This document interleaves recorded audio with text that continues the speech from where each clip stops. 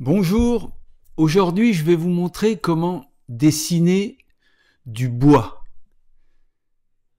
Alors en fait, pour faire du bois, la première chose que je prends c'est un crayon de papier, tout simple, et je dessine sur du papier couleur tan, c'est-à-dire légèrement brun. Ce que je fais toujours quand je fais du bois, c'est que je dessine en premier lieu un nœud. Un nœud de bois, c'est une partie forte du bois, ronde, qu'on retrouve dans pratiquement tous les bois. Et une fois que j'ai dessiné un nœud, ça me sert de repère, si on veut. Et je fais toutes les nervures de bois qui contournent légèrement ces nœuds. En fait, c'est la grosse chose que j'utilise pour faire du bois, c'est ce truc. C'est-à-dire, tout de suite, je dessine un nœud de bois, qui est souvent, comme je le fais là, assez foncé, en fait, à l'intérieur du rond. Et puis, tout autour, les nervures de bois contournent ce nœud. Et en général, de plus en plus loin, jusqu'à rencontrer un autre nœud de bois. Et voilà, en fait, ma façon de faire du bois, c'est celle-là. Et puis aussi, le deuxième truc pour moi, quand je fais du bois, c'est d'y aller, chaque trait en fait est assez anarchique si on veut. Il n'est jamais complètement droit, c'est plutôt tout le temps hachuré. Et là je vous parle en fait de dessiner un bois qui serait n'importe quel bois, pas forcément du bois de chêne ou du bois de noyer ou du bois de pin. C'est en fait dessiner un bois intemporel qui peut servir à tout. Pas un bois spécifique. C'est l'idée que quand un spectateur regardera votre dessin, tout de suite, ils se disent « ça, c'est du bois ». Vous voyez, c'est ça, c'est un bois qui sert à tout, un bois passe-partout. Comme vous pouvez voir, là, à nouveau, je trace un autre nœud et je passe mes traits, toutes mes nervures de bois, les sillons du bois, qui s'écartent de ces nœuds. En fait, les nœuds du bois, ils écartent tous mes sillons de bois. Ça, c'est la première chose qui fait qu'on dirait du bois.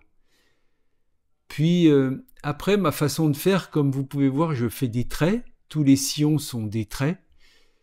Et puis, je mets toujours des petits, comme là, vous voyez, comme ce que je fais là, des petites hachures moins marquées.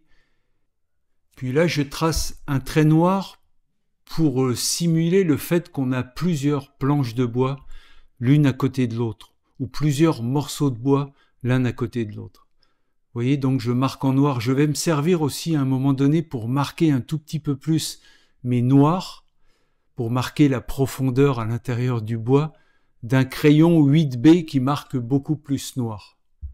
Autrement, pour l'instant, je joue juste en appuyant plus ou moins sur mon crayon de papier. Là, comme vous pouvez voir à nouveau, je fais un nœud de bois. Tout de suite, je pars toujours d'un rond, comme ça, autour duquel je fais des petites formes pour signifier que c'est un nœud. Et après, je pars autour de ce nœud de bois avec des veines qui partent au loin. C'est vraiment ma façon de faire et ça marche.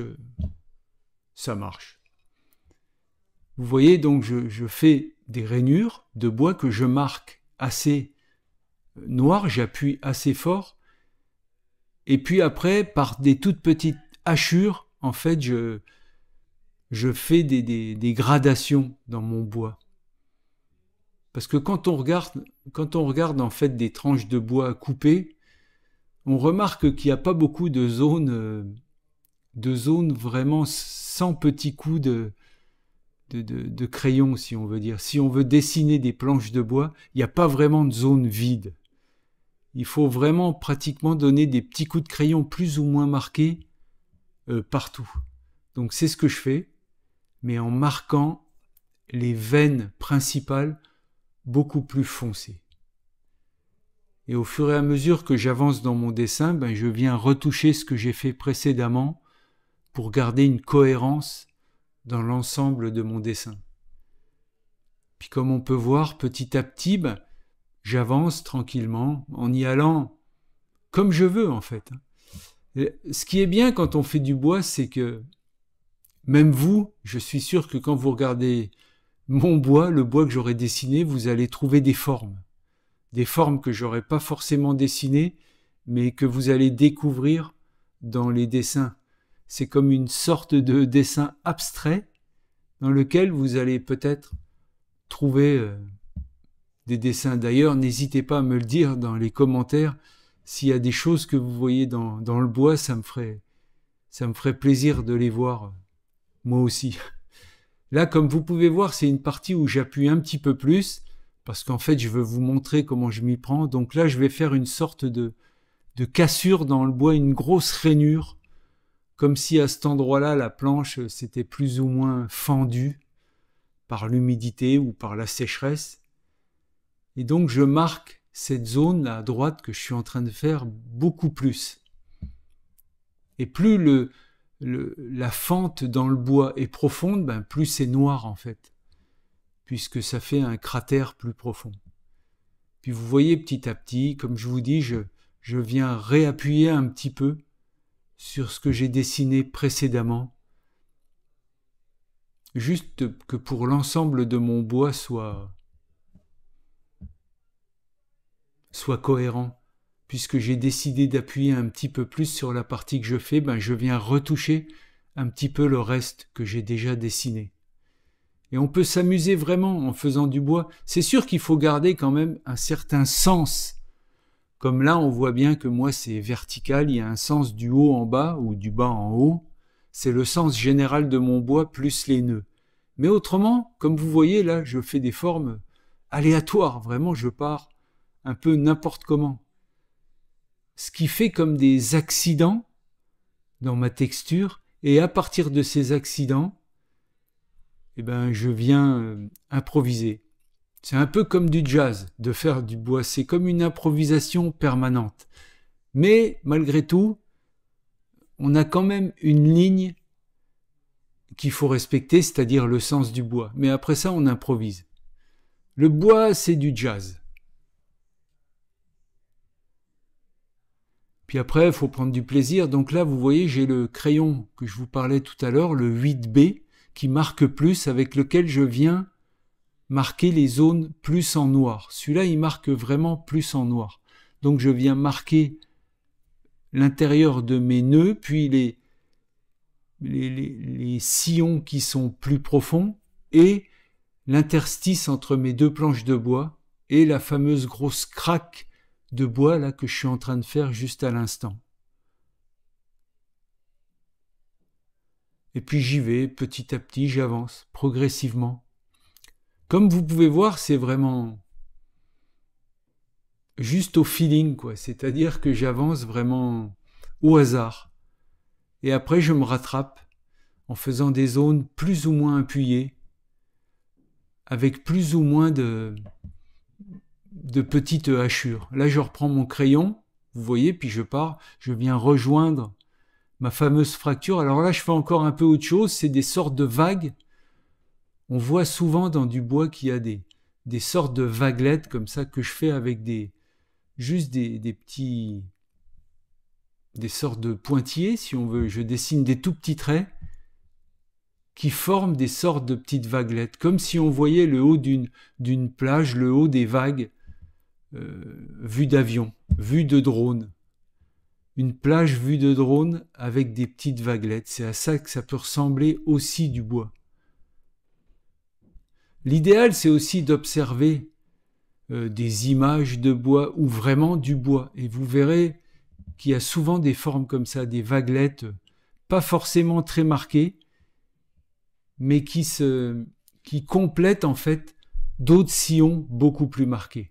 Comme vous voyez là, je fais des sillons encore qui épousent de plus ou moins loin ces vaguelettes et les formes de bois que j'ai fait auparavant. Comme ici, j'ai replacé un petit nœud, là, ici, en haut, au milieu. Et comme vous pouvez voir, je tourne autour de tous les nœuds de bois. Là, je décide de faire un trait horizontal en plein milieu, pourquoi pas une cassure, qui va me guider, qui va me guider pour faire des formes aléatoires, des sortes de petites fracturations dans mon bois. C'est juste pour vous montrer qu'on peut faire vraiment ce qu'on veut. À partir du moment où je fais un trait, même horizontal là, ici sur la droite en haut, eh ben ça va me servir à construire le reste de ma planche de bois. Vous pouvez même vous amuser à faire des formes, le profil d'un visage, ou la tête d'un animal, ou un bateau, ce que vous voulez, à esquisser dans le bois, ou la tête d'un chevreuil, ou ce que vous voulez, et à partir de ça, faire tous vos sillons de bois.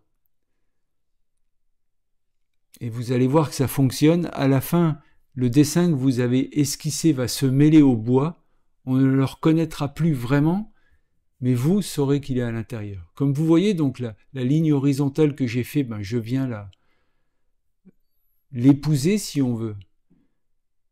Vous voyez, puis là, à nouveau, je vais fermer ma planche de bois pour imaginer qu'on peut encore faire ou continuer du bois sur la droite. Et puis voilà, le bois, c'est beaucoup d'irrégularités, beaucoup de nuances, beaucoup de petits traits, beaucoup de nœuds de bois, beaucoup de sillons, et plus ou moins noirs, plus ou moins foncés, plus ou moins denses. C'est sûr qu'en général, là, je fais un bois qui est quand même dense, c'est ce qui est surtout à l'intérieur de l'arbre. C'est vrai que le bois qui est sur le côté de l'arbre est beaucoup moins dense en sillon, comme ça. Mais moi, j'aime bien quand c'est quand même assez rempli. Puis là, je continue, mais je vais quand même arrêter là. C'est juste pour vous dire que je refais un nœud, puis je recontinue ma petite technique. Mais je vais m'arrêter là quand même. Donc, je vous remercie de m'avoir regardé. Et dans de prochaines vidéos, on va voir comment faire une planche à l'aide de cette texture de bois. Je mets quelques petits traits de blanc comme je fais souvent, comme je vous ai déjà dit, avec un Prismacolor premier blanc. Merci de m'avoir regardé et bon dessin.